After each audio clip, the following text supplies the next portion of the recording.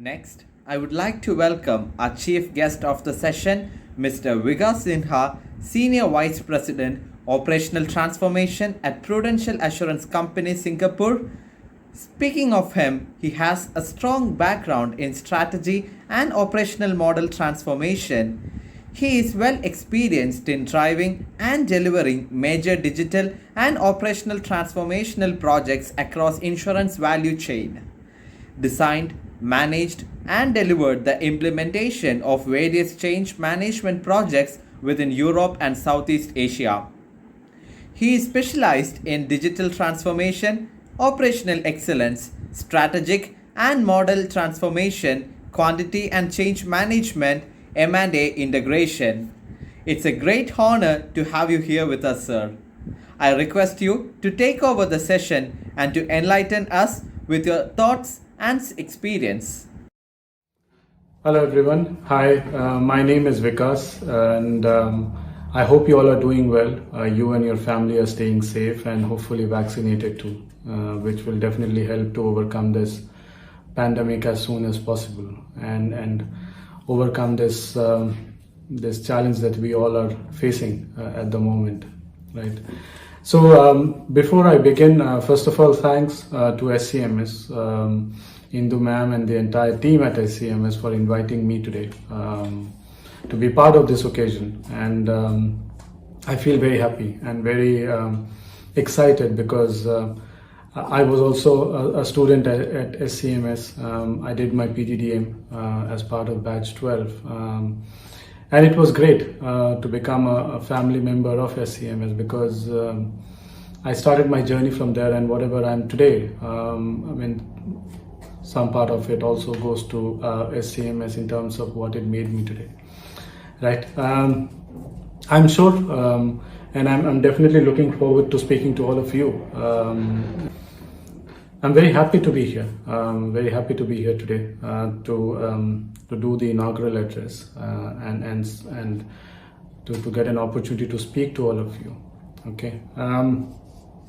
First of all, before even I begin, I would like to congratulate you and welcome you because today you're going to start a new journey. Yes, and this journey is going to take you to different places. This journey is going to take you to a new world of learning, a new world of opening up things for you. So today I would like to first of all congratulate you and also welcome you because you're starting a new journey, right? And I'm sure most of you must be excited for the future and how does it look like, and along with being nervous too, not knowing how the journey would shape up, right? And what are the things that you need to be prepared for future, right? So today I just wanted to share my experience, share some insights that I have learned through my journey, and also looking at the current challenges that or the kind of world that we live in. Okay, so how do you prepare best yourself so that at least you're ready for the workplace of the future, right? So that's the topic that I'm going to share it with you. So today I'm going to talk about the impact of COVID and its impact majorly on the shaping the workplace future, right? How does the future of workplace looks like because of COVID? Now, when COVID was announced somewhere around beginning of 2020, we never knew, right? We didn't have a template. We didn't knew what everybody will do, how we will react. Should the offices be shut down? So there were many questions. So the only thing that we knew is we all have to be in lockdown, right? We have to be at home. We have to ensure that we are safe and secure. Now that doesn't mean the work stops, right? Work still has to go on, and then we started to find ways of how do we react to this situation. How do we literally work, right? Now the big question everybody after 2 years is still asking that. We all understand that work has changed, right? Forever. It's not going to be the same as we used to see workplace, let's say 20 years back, 50 years back, or even 100 years back, right? Workplace has changed, work has changed, and it has changed for forever. So we all are wondering, what will work look like in future, right? So one thing which we have understood from our experience in the last 2 years is that it's not about place anymore. right? It's more about people and the potential of people in how they deliver and what they deliver, okay, rather than from where they deliver, okay. So that has become a very pertinent question and a very important question that we all need to think about for the future workplace, right? And that has a lot of implications. That has a lot of implications in terms of the studies that you do, right? The learning approach that you adopt, the skills that you learn, right? And also some of the behavioral skills that you learn in how do you adopt and basically function in this new hybrid world. Let's look at some of the key points, right? What has the impact of COVID have been, and what are the real facts that's the experience that we have seen. So number one, most of the employees or most of the future employees would prefer hybrid work. Now, what I mean by hybrid basically means that people want to work both from home and office, right? They want a kind of maintain a balance rather than saying 100% I want to work from office or 100% I want to work from home. So we did a survey, and almost like 82% of the people in my organization, they said they prefer hybrid rather than actually coming back to work. So that's number one, okay. Workforce policies that's been in there and for so many years, those were generally built around most of this policy, workforce policy, right? Like leave policy or benefit policy or how do I pay you? Yeah, those all policies were based on the place, the location, right? And people coming around to office. So those were all built with a view of in-person workers. Now, how do I change that, right? Because now the world is moving towards the hybrid part, right? The other thing that we have understood is that with right people, okay, place doesn't matter, okay? They can be productive as from anywhere they want to. Now, what do I mean by that? Is that we have seen certain roles in the organization which we thought that cannot function or cannot exist if they don't come to office. Today we see some of these roles are actually doing much more better. Let me give an example. For example, we thought in insurance, I'm talking in the domain of insurance. So we thought an underwriter, okay, who looks at your policy as a customer and says, what should the premium be, right? We initially never thought that this role actually could be done from home, okay, because this needs a lot of coordination, a lot of data and everything. Now today when I see an underwriter, okay, who used to be in office earlier and used to underwrite, let's say 30 policies per day, they are now doing 80 policies per day and with good quality and everything, right? So that shifted our mindset, that shifted a lot of things, okay, that gave us a reality check of saying, actually a place doesn't matter. What matters is how do people organize themselves and deliver on things. The other part is location is not the focus for most of the leaders in the industry, okay. And they are not talking about where exactly my next office is going to be, or should it be in one of the biggest cities of the world, or it should be in the most expensive place in one of those most fancy buildings that we see. It's not. So that agenda of saying place matters, that myth has been kind of busted through because of this pandemic, okay. So location doesn't, it's not the focus of any of the leaders going forward, okay.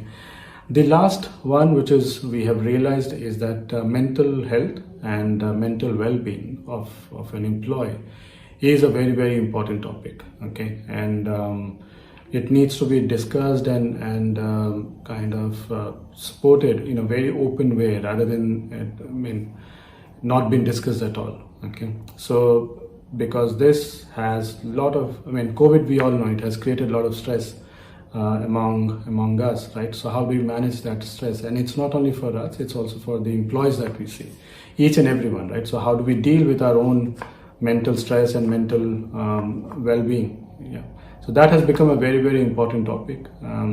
Something which is very important and being discussed and kind of educated on a regular basis across the industries, because we all want to ensure that people, while working from home, okay, even while working from office, they need to ensure that their mental well-being is being taken care of. One thing which we all understand is that this pandemic has created a sudden shift in the way we look at work, right? And I'm sure you must have if not heard about or read about somewhere about the industrial revolutions which happened in 50s, 60s and 70s. Now the industrial revolution, when it happened, okay, it changed quite a lot of things. So where it started basically from the invention of electricity, right? So when electricity was invented, it led to the first industrial revolution, the second one and the third one, right? So that's how it progressed. Then the second shift came when there was invention of internet. Now that invention created something called digital revolution. So first was the industrial revolution, then it created a digital revolution after the internet came in. And we all know how life changed after the internet revolution, right? We all had more accessible to knowledge, more accessible to kind of options in a way of doing things or in a way of reaching out to people, okay? That created a lot of opportunities in terms of how do we communicate, how do we reach out, yeah? How do we do commerce, right? How do we look at each other through social media and all of that? So that created a sort of a digital revolution. But now, due to COVID, it has created a hybrid revolution, okay? And this is the biggest, and trust me, this is the biggest experiment in the history of workplace, okay? This has never happened. Such a revolution where literally we have to rethink everything, okay? Each and every component of knowledge, skills, how do we do things, okay? How do we evaluate relationships, okay? How do we look at what actual productivity mean, okay? So it really created a revolution, okay? Now the big question is how do we so for each of these revolution which happened, okay, industrial revolution, so starting from basic tools we moved into much more highly defined tools, right, and very much sophisticated tools. And from first industrial revolutions to the last one, which is still going on in a way, okay. Then when we look at the digital revolution, when internet started from a slow speed I'm not sure you guys are too young to even remember in terms of the dial-ups that we used to have for connecting to internet, right? And it used to take hours and hours even before we can actually connect to internet, before we can actually do something. And if I'm loading a web page, something like a Yahoo, it would take at least 10 to 15 minutes before the entire page appears on the screen, right? So coming from there to what we have today, like 500 Mbps or 1 GB speed that we get of the internet, the world has moved, right? And with that, there's a lot of things that comes along, right? A lot of possibilities, a lot of opportunities that opens up, and you keep seeing, right? Few days back, you saw Apple launched their new range of phones and Apple Watch and your Apple Pen Mini and everything, right? Now, as you go along and as you keep seeing, right? The speed of the processors keep increasing, the refresh rate of the screens keep increasing, the camera quality keeps increasing, right? The amount of features that a small phone can carry these days, nobody could have imagined this, right? Even I'm talking about even 15 years back when Apple generally was launched, nobody would have thought that would bring such a revolution when it comes to the mobile and the way we access to or we try to access things, okay? So that created a bit of a revolution. Now the hybrid revolution, which is caused because of this pandemic, trust me, this is even bigger. Now the reason I'm saying this is bigger because this doesn't only create impact at workplace, this creates a lot of impact on the customer side too, on the people side too, right? How do people interact with companies? How do people want to deal with companies, right?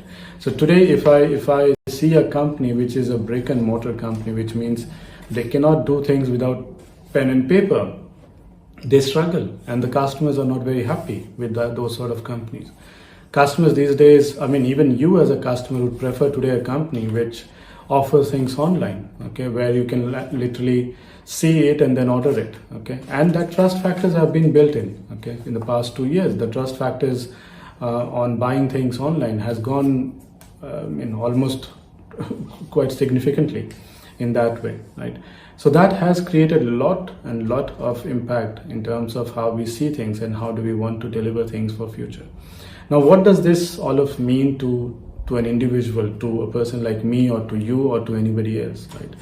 That creates a lot of expectation in terms of how do I shape myself for future? Am I future ready? Okay, am I looking it into how this hybrid world is going to work, and am I being prepared for it? Okay, so what are the things that I need to be prepared for or look out for when I'm stepping into this hybrid world? Okay. So before we go into looking into what are the skills that's required to kind of prepare yourself for the future of workplace or to kind of work in a hybrid world, let's spend some time. That the question which arrives is, why do actually people like working hybrid or in a hybrid model, right? Why do I mean, because it might happen, right? Somebody might say that after 100% vaccination, things would be back to normal. Yeah. So why there are people who are saying that they would prefer working in hybrid rather than going back, right, to office or to anywhere? And then the reason is pretty simple, because what people have realized is that hybrid is best of both the worlds. Okay. What I mean is that hybrid also provides you the flexibility and the freedom, okay, to work at your own pace, along with, while if you want to come to office, there is always an opportunity which helps you to align or interact with your colleagues. Okay, so let's look at some of the reasons why people prefer hybrid work, or what drives them on site. For example, like what drives people to office. There are few areas or few factors which drives people to office, right? When you will start working, you will realize that there are few things that brings people when they wake up every day morning and they want to feel like going to work. Okay, number one, the technology, right? So the technology that you get in office, which means in office space, the computers that you get, the network speed that you get, the safety that you get, sometimes you don't get it at a home environment, right? So people prefer that. The reason being they don't want to mess up, and technology gives them confidence when they are in an office environment. Second one is the colleagues. Okay, your friends, your peers, that you're working with. That gives a lot of comfort. Okay, and as simple as that, you're working together, you're doing your meetings together, you're discussing things face to face. So it's quite a lot of things. Okay, and that drives you to workplace in a way, a routine. Yeah. When you're at workplace, when you're at a physical office, yeah, you form a routine. For example, you reach office at 9, you work till, let's say, 12, then you go back for your lunch break, you come back, maybe in the evening you take a break for a tea break or something, then you have your normal meetings and everything, and by 6:30 you come back to your home. Okay, so there is a routine when you come to office, right? There is a way of doing things. Okay, and that you like to follow. Okay, the other thing is that you're not confined by space, right? So when you are in office, you're working in sort of a non-traditional space, which means you have your meeting rooms, you have your desk, you have your, let's say, corner offices and all of that, which gives you a feeling that I have a lot of space to work around with. Okay, I'm not confined by space. So that again gives a bit of a freedom to you, right? And the last one probably is visibility, right? So when I'm working in office, my boss can see me, my boss's boss can see me. I have a visibility to a lot of people. Okay, they are seeing me, how I work, how do I interact, and visually they can basically see me, right? And they can react to how do I react to certain situations, right? So this is all good things when it comes to working from office, right? But when you work from home, right, what do you get? What you get is, number one is flexibility. So for example, you can define your own work pace, right? So you don't need to wake up at 9 and start working. You can always say I can start at 10 or I can start at 11, yeah, and then I can work till maybe I take a lunch break, and then I can take a nap, and then maybe I work till very late. Okay, it doesn't matter. The only thing which matters is at the end of the day I need to deliver the work, which I will, okay, given the time that I have and the flexibility that I've created for myself. The other thing is the safety. Okay, you feel safe. Generally, you will ask me this question: how do I feel safe in a home environment when I'm working? The reason is you feel safe because nobody is judging you, nobody is looking at you, and nobody is behind your back nagging you to do things. Okay, and you feel safe in that way. That I'm doing work and I'm doing work at a way that I would prefer, at a way that I would like, rather than somebody constantly judging me and seeing me and following me on those work. Okay. The third thing is possibly the quality of life. Okay. The quality of life improves quite a lot when you're working from home because you are able to define your own time and you are able to split your time between work and life. Okay. Or I would say personal and professional. So you can define that time by your own. But generally when you're working in office Monday to Friday, you're not able to do that. You're not able to define that very properly. Okay. And sometimes you struggle. And that's where people talk about things like work-life balance, and I don't have time to manage my personal life because I'm so busy in my work life, and it creates a lot of stress. But while you're working from home, that gives that space and flexibility to manage that both. Okay. And I mean the last part could be the workspace itself. Okay. That even though I'm a bit confined by the workspace, but if I have got a proper one, for example, if I can make one corner of the house as my office, and then if I can work through it, then trust me, that gives a lot of kind of joy in a way. So for example, like where I'm sitting now, this is my workplace, okay, and I work from home at times. So this gives me a lot of flexibility and happiness that, okay, I have my own space and I work through this at my own pace in the way that I like it. So now, as I've talked about what exactly hybrid work means and how does the future of workplace looks like, okay, we also looked at some of the facts, what people are feeling about the hybrid world and what exactly the view of the others from the workplace is on hybrid world. We also looked at the industrial revolution, the digital revolution, and what we now call it the hybrid revolution.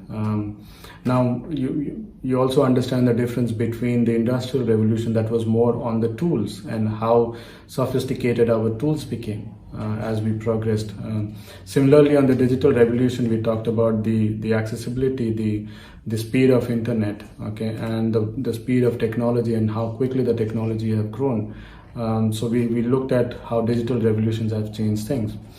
But hybrid is a bit different because that actually has a big impact on the business model itself, in terms of how do we interact, how do we communicate with people, how do we see things, right? So we understood that part a bit, and we also looked at basically understanding why people prefer working hybrid, right? And I mean, there are pros and cons to each of the things, but people have their own preference and the way they want to work out things, right?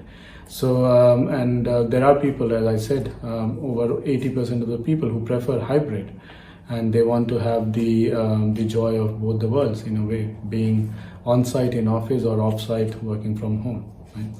So these probably gives you a framework or of a mindset of how the future might look like, right?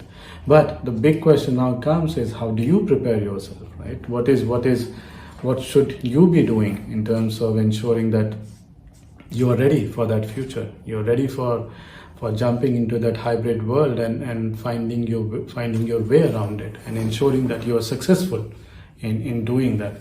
So the first thing that I would tell you or ask you to do is mentally prepare yourself, okay?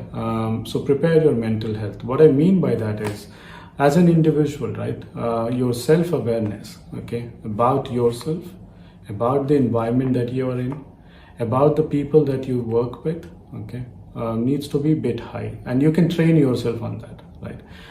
Which means that you need to understand how do you emotionally react to certain situations. Is there a way that you can change your emotions, for example?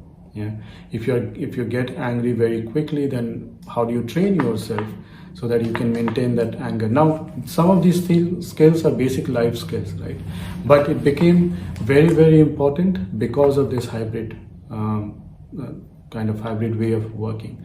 Because you might feel there are times when you feel isolated, when you feel, oh, I'm not between people, so how do I react, right? So these things could happen. And trust me, this is very, very important to mentally prepare yourself strongly, okay? And your self-awareness about yourself, how do you react to situations, how do you understand your own emotions, it is very, very important. Similarly, understanding the environment that you are in, okay? And also the people around you, right? So understanding these three things is very, very important to prepare yourself for such a world in the future. Second is desire to participate in learning. Okay, how much of the desire that you have in terms of continuous learning, how much importance that you give to learning. Okay, and learning doesn't stop; it never stops. Okay, and that's a good part of learning. You learn every day, and you learn different things, new way of doing the old things. Okay, so there's many things that you learn. So how does your desire looks like when it comes to learning things, and keep that desire in, because it's going to be a very flexible and dynamic world, and you need to fit, and you need to fit very quickly into it. Yeah, so you need to prepare yourself to be much more nimble in terms of accepting that fact and arranging to that situation accordingly in that way. Third thing is high degree of digital skills. Okay. Now, what I mean by that is, if I have to give you an example, earlier if I look at an accountant, for example, what I would need this accountant to understand is that this person understands a balance sheet. This person understands to prepare how to do a profit and loss statement, okay? Or this person should be able to do my financial analysis and everything, yeah?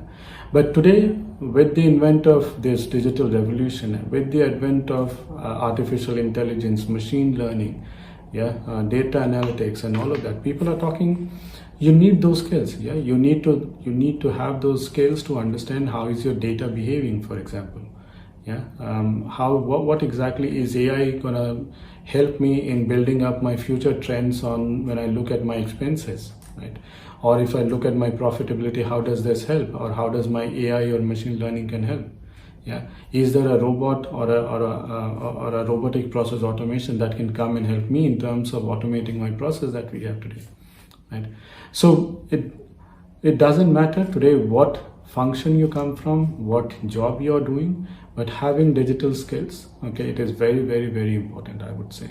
Okay, I'll give an example. In my company, we train everybody. Okay, we are an employee of 1,500 people in Singapore, and we train everybody on the skills of AI, machine learning, basics. I'm not saying you have to be an expert in all of this, but basic skills of what AI means, what data means, what data analysis means, what machine learning means, what robotic process automation means. So we are teaching people on all of these skills, and we are bringing them up. Okay, design thinking, for example.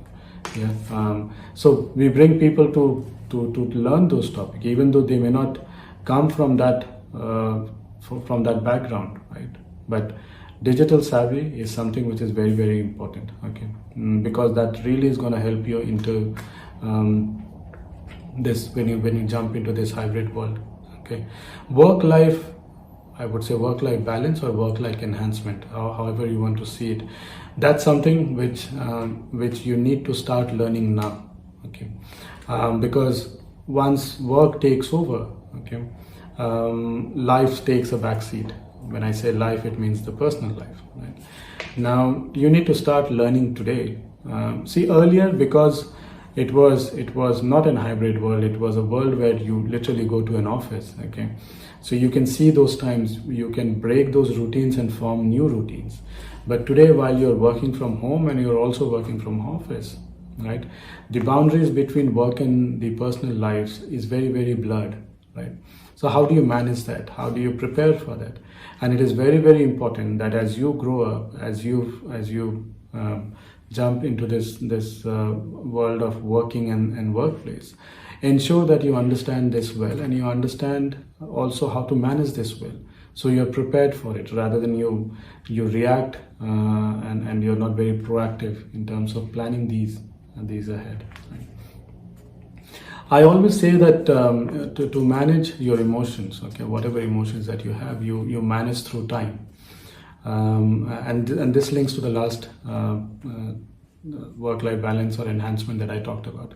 So you need to manage your time, okay, which will help you to manage your emotions. Now, what I mean by that is, if you're not able to manage your time, which means if you're not able to plan your day out, saying that, okay, from 9 to 10 I will do this work, from 10 to 10:30 I'll make sure that I take a 30 minutes break, for example.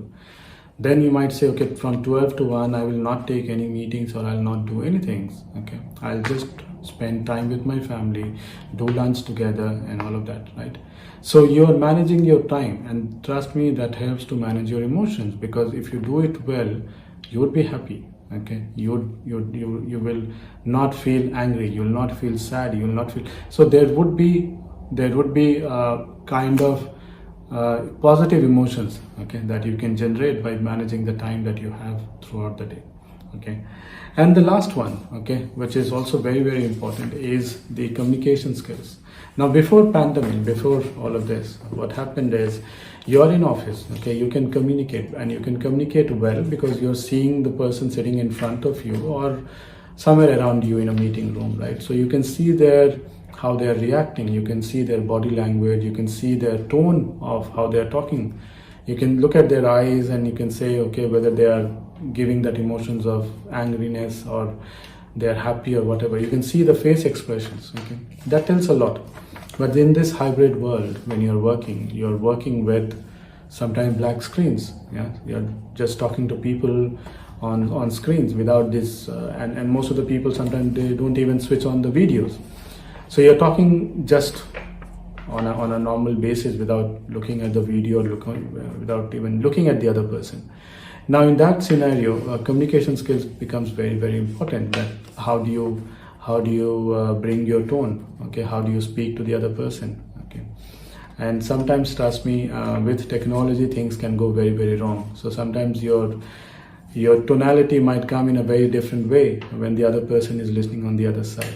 Okay, now that's just one thing. The second thing which plays an important role in hybrid is because the increase number of written communication which will start happening. Because earlier, if you want somebody to meet up in office, you can just go and meet up, right? You don't need to send an email or you don't need to do anything. You can just go and say hi to that person and you can discuss and finish it off. But now, when you have to meet up, you probably have to write an email or you have to send something, or there's a large number of email communication which starts going up. Now, email is again a funny form of communication. The reason being is because sometimes the way you want to write it and sometimes the way people read it could be two different things. Okay, so how do you improve your communication skills in these areas where you know how to articulate things, you know how to say things, and at the same time you are learning how to communicate written skills, okay, written communication in a much more proper and much more matured way. Okay, so as I said, some of these things forms part of your preparation in the next couple of years, where you prepare yourself for this journey towards the future of workplace, and especially fitting into this hybrid world. So remember, preparing your mental health, very, very important. Okay, self-awareness about yourself, desire to have the learning spirit. Okay, how good you are in terms of making sure that you're learning new things and you always have that fire within you. Okay, then the communication skills, okay, which I talked about, which is also very, very important. Digital skills, make sure that you learn as much as digital skills along with the core topics. So if you're learning, if you're studying commerce, okay, so if you with accounting and everything, ensure that you also learn what are the new technology is today, or what are the new tools available, okay, to make your job much more better. Okay, work life enhancement or work life balance. Along with that, something which is also very important is social skills. Okay, sometimes we divide people into introverts and extroverts and all of that, right? Now that thing would blur a little bit, because social skills become very important when it comes to living in a hybrid world and interacting in a hybrid world. Because if you're an introvert, okay, and if you really want to grow, that will be a bit challenging for you, because earlier it was okay. Earlier, trust me, it was absolutely okay, because you are in a workplace environment where you have colleagues, you have peers, and there will always be people who are ready to support you, be there for you, and do everything. Okay, but and sometimes in a hybrid world, you have to deal with these situations yourself. Okay, so I'm not saying that it's bad to be an introvert. No, please don't get me wrong. It's not that. It's just that the social skills becomes very important. Okay, in that way. Yeah. So do ensure that you have these social skills. Practice it. Okay, and this is something which comes with practice, as I say. Go out, speak to people, interact with people, talk. Okay, you have a lot of resources. SCMS, trust me. It's such a place where you have a lot of opportunities, that definitely more than what we have. So use all of those opportunities, whether it is going to the library or while doing your assignments, doing those presentations, standing up and talking different topics. All can give you that confidence and the social skills that you need to build that, right? Also remember, as I said, manage your time to manage your emotions. Okay, practice that one, and I'm sure this all can help you to basically prepare for the future. So this brings me to the last thing that I wanted to say to all of you is that, and this I tell to my children too, to stay ahead, right? You need to focus on your ability to continuously adapt, right? Engage with others, and in that process, most importantly, retain your core sense of identity and values. So what I mean simply is that be more nimble, be more flexible, be more open, be more adaptive. Okay, because that will help you to prepare for the future that looks a bit different from what we have seen. And definitely, while doing all of this, don't forget your core identity, who you are, right, and the values that you carry. Okay, values that you have learned from your parents, value that you have learned from your friends, your teachers, and all of that. Okay, retain that value. So I also want to say, at least for students like you, I'm sure in whatever course that you have picked up in the next 2 years, 3 years, I'm sure you're going to acquire a lot of knowledge. Okay, but it's not only about acquiring knowledge, it's the way you learn it. It's about how you learn, right? Because that's more important than just acquiring knowledge, because you need to also show how do you practice what you have learned. Okay, that's something which is very important. So keep that in mind while you are taking this journey. And this is the last point is for all of us, right? We remember that the intellectual complacency, which means that the things that we have learned and we think that's more than enough, is not our friend. Okay, and we all have realized that through this pandemic, that and learning is not just about new things, but it's also about new ways of thinking. Okay, how do we think? How do we look at things from a different perspective? So that's also very important. And this is something which is a lifelong endeavor. This is not something which is a full stop. It goes on, right? So with that, I come to the end of this inaugural address, and thanks again to all of you for listening through this, and hopefully I was able to share some experience, some insights, which makes your journey much more easier and much more insightful, okay, as you go along. Okay, so I would like to say all the best again, congratulate you again, and welcome you to this new journey that you are taking. Okay, thank you guys, thanks everyone.